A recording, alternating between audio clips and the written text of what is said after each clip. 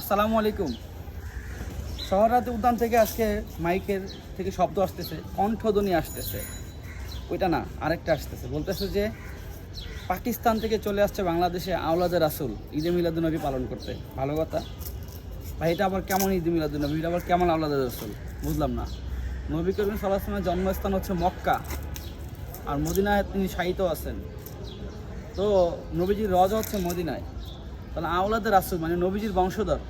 নবীজির বংশধর যদি নবীজির জন্মদিন পালন করতেই চায়, তাহলে তো বাংলাদেশে আসবে কেন? সে তো যাবে নবীজির এলাকায়, মক্কায় যাবে। সে নাকি নবীজির বংশধর, তারা নবীজির বংশধর বাংলাদেশে আসবে কেন? মাইকে বলতেছে নবীজির বংশধর আওলাদে রাসূল পাকিস্তানে আসছেন, পাকিস্তান থেকে বাংলাদেশে আসছেন, এই কি ঈদে মিলাদুন্নবী পালন করতে, যশনে জুলসে তিনি অংশগ্রহণ করবেন। এ কেমন তার আওলাদে রাসূল? আওলাদে রাসূল যাবে মক্কায়, যাবে মদিনায়, যেখানে নবীজির কবর রওজা শরীফ আছে, যেখানে আবু বকর, ওমর, ওসমান সহ নবীজির আরও বংশধররা সবাই আছে, সেইখানে যাবে।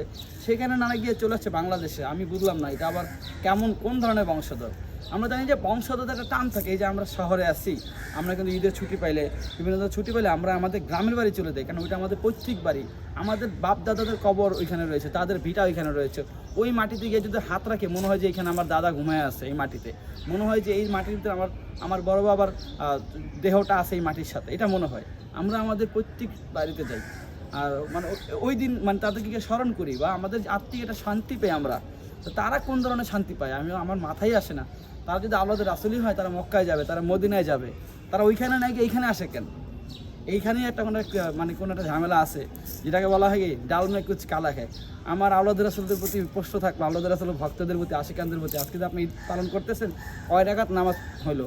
ঈদে মিলাদুন্নবীটা কে পালন করছে প্রথম? নবীজি তো করেই নাই।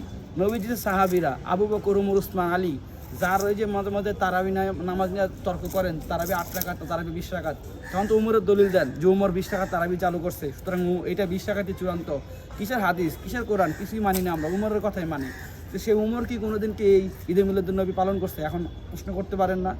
সে আবু বকর, ওসমান, আলী রাদিয়াল্লাহু তাআলা আনহু, এই যে সম্মানিত সাহাবীগণ, যারা জান্নাত ও সুসংবাদপ্রাপ্ত, তাদের আমলগুলো একবার দেখবেন না আপনি? তারা কি আমল করতেন এই দিনগুলোতে? আসুন আমরা একটু জ্ঞান অর্জন করি, একটু জানি, এবং এই যে অলিক যে চিন্তা ভাবনা, এগুলো থেকে দূরে যাই, সরে যাই। আসসালামু আলাইকুম।